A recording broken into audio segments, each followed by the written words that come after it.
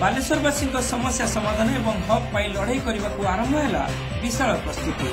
प्रतिष्ठा है अन्य एक युव संगठन बालेश्वर लोकमंच गणतांत्रिक उपाय संग्राम कर्मकर्ता निष्पत्ति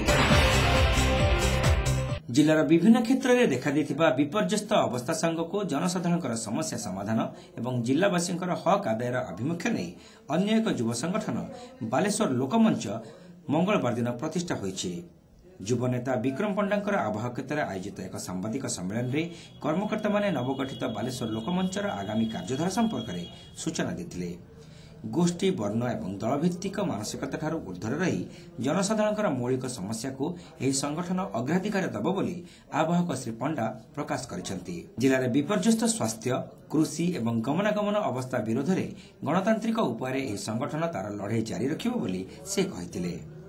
विशेषकर जिलावासी को उत्तम स्वास्थ्य सेवा प्रदान उद्देश्य तत्कालीन केंद्र सरकार द्वारा अनुमोदित एम्स सैटेलाइट सेंटर और उन्नत मानर हॉस्पिटल प्रतिष्ठा प्रकल्पर मंथरता को नहीं संगठन कर्मकर्ता माने उद्वेग प्रकाश करथिले। एने आगामी दिन में जिला प्रशासन ठारो आरंभ करी निर्वाचित लोकप्रतिनिधि राज्य सरकार एमितिक केंद्र सरकार दृष्टि आकर्षण पई उचित पदक्षेप नियाजिबो बोली संगठन कर्मकर्ता माने दृढ़ोक्ति प्रकाश करछंती। गोटे चिंता कलु कि बालेश्वर भोगरे ठू सोर पर्यंत जो कार्यक्रम सिमुलिया पर्यंत जो समस्त को नहीं संगठन मेनली बालेश्वर सहर रही जाउची जेते संगठन है तेणु सबू दलर प्रतिनिधि सबू लोकालिटीर रिप्रेजेंटेटिव मान नहीं गोटे चिंता कराई निआर संगठन आमर मुख्य लड़ाई हम एम्स गोटे स्पेसिफिकाली कहवाई चाहे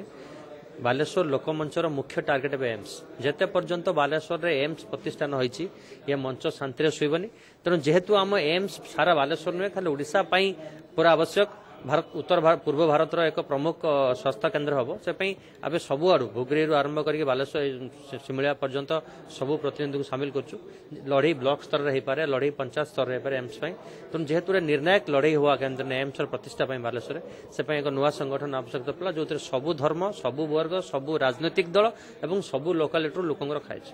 सेहीपरि जिलार जल निष्कासन व्यवस्था को नियंत्रण करने सह कृषि जलसेचन कोस्ट केनाल पुनरुद्धार दिगरे उचित पदक्षेप नियाजिबो। प्राथमिक पर्यायर जिला मुख्य डाक्तरखाना तृतीय महलार थिबा महिला मेडिसिन वार्ड को लिफ्ट व्यवस्था करने एवं मरणजंता पलटि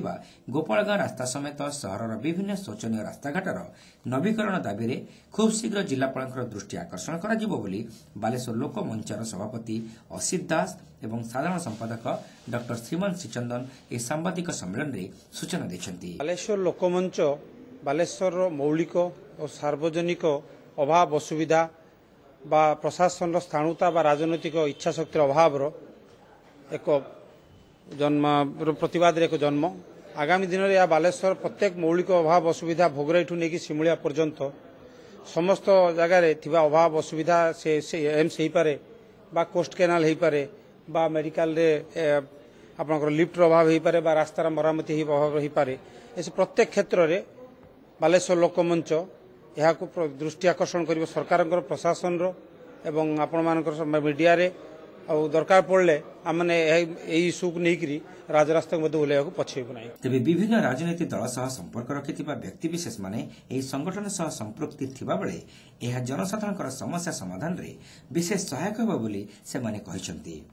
महत् उद्देश्य जन्म नहीं यह संगठन आगामी दिन में जनसाधारण को उचित सेवा प्रदान करने लक्ष्य रखिथिबा बेले एहाकु आगे नेबा निमंते कर्मकर्ता माने जिलावासी सहयोग कामना करछंती। सब जगह आंदोलन कर मुख्य अभिमुख्य हम जो पर्यंत बालेश्वर में एम्स प्रतिष्ठा होना आम शांति निश्वास मिलू ना। प्रारंभिक कार्य भाव आम जो आज कथा आम 4टा बसी आम आसंता काली प्रारंभिक कार्य हिसाब से बालेश्वर गोपालगां जो रास्ता अवस्था खराब होती कलेक्टर को देखा करूँ और 7 दिन समय देव 7 दिन मध्य समय न हुए आम आंदोलन को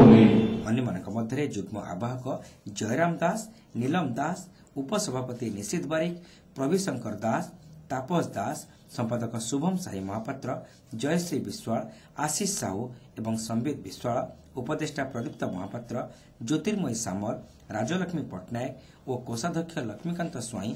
भाग्य उदित दास पट्टनायक प्रमुख एक सांबादिक सम्मेलन में उपस्थित थिले। Thank you.